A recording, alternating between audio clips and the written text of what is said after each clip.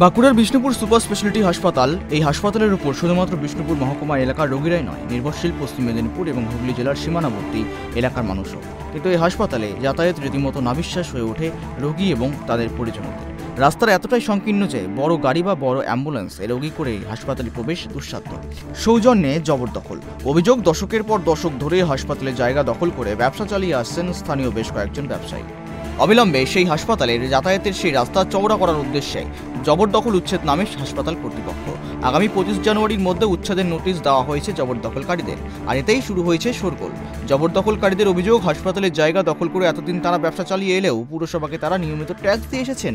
আর তাদের রয়েছে প্রয়োজনীয় ফুড লাইসেন্স এবং অন্যান্য অনুমতিও।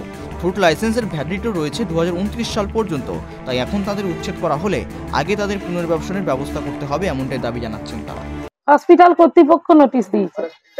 হ্যাঁ, জায়গাটা হচ্ছে হসপিটালেরই, হসপিটাল বা পিডাব্লিউ। কত বছর আছেন এখানে ব্যবসা করছেন? এখানে আমি আছি 30 বছর হলো, আর আমার বাবা দীর্ঘদিন বলতে 55 বছর ধরে ব্যবসা করছে। হ্যাঁ, এখানে। আচ্ছা, এখানকার ট্যাক্স সব কিছু দেন এই জায়গার উপরে? এখানে মিউনিসিপ্যালিটি সব কিছু দেয়া হয়, ট্যাক্স, ফুড লাইসেন্স সব আছে আমার বাবার। রসিদ দিয়ে ছেড়ে দিতে হবে, ওই জায়গা খালি করে দিতে হবে 25শে ডিসেম্বর, এই জানুয়ারির মধ্যে। আচ্ছা, কি চাইছেন আপনারা? আমরা চাচ্ছি আমরা খালি করে দেবো। আমরা যখন বসেছি খালি করে দেবো, আমাদেরকে একটু পুনর্বাসন দেয় যাতে আমরা কোদে কম খেতে পারি। এইটাই আমাদের অনুরোধ। হ্যাঁ, এইটাই আমাদের অনুরোধ। এটার উপরে সংসার, এইটাই সবকিছু। আমার 9টা লোক, দোকানে 5 জন কাজ করে।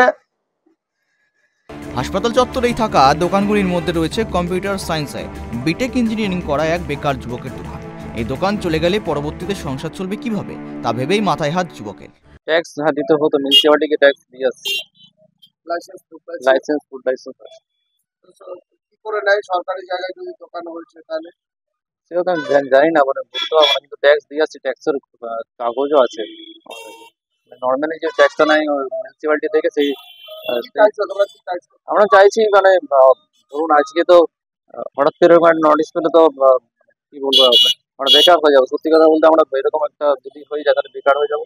আর আমরা চাইছি আমাদের একটা পুনর্বাসনের যাতে ব্যবস্থা করে দেওয়া হয় মিউনিসিপালিটি থেকে। হাসপাতাল কর্তৃপক্ষের দাবি, এতদিন জায়গা ফাঁকা ছিল, এই জায়গাটি হাসপাতালের প্রয়োজন, তাই উচ্ছেদের নোটিশ দেওয়া হয়েছে। এতে পুনর্বাসন দেওয়ার কোনো প্রশ্ন নেই। না, হসপিটালে ভেবতে ওরকম ভাবে মানে কোনো জায়গা ব্লক করে এই মুহূর্তে কেউ নেই। এই 3টে দোকানই ছিল। হ্যাঁ, এই 3টেখানে রাস্তা, জনস্বার্থে তো রাস্তা প্রয়োজন। হ্যাঁ, আর দীর্ঘদিন ধরে আমরা বসবাস করছি, আমরা পুনর্বাসন চাই।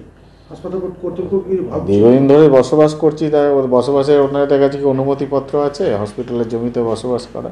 যদি অনুমতিপত্র থাকে নিশ্চয়ই আমরা ডিপার্টমেন্টের কাছে পাঠাবো, যেহেতু অনুমতিপত্র ছিল। হসপিটালের জায়গা ফাঁকা আছে তার মানে এই নয় যে সেখানে এসে কেউ বসে পরে সেটা নিজের জমি হিসেবে ক্লেম করুক, এটা তো সম্ভব নয়। হাসপাতালের জবরদখল করা ব্যবসায়ীদের কাছে থেকে বিষ্ণুপুর পুরসভা কিভাবে ট্যাক্স সংগ্রহ করতে পারে তা নিয়েও প্রশ্ন উঠতে শুরু করেছে। তবে সমগ্র ঘটনা নিয়ে বিষ্ণুপুর পৌরসভার চেয়ারম্যান কোনো মন্তব্য করতে রাজি হননি।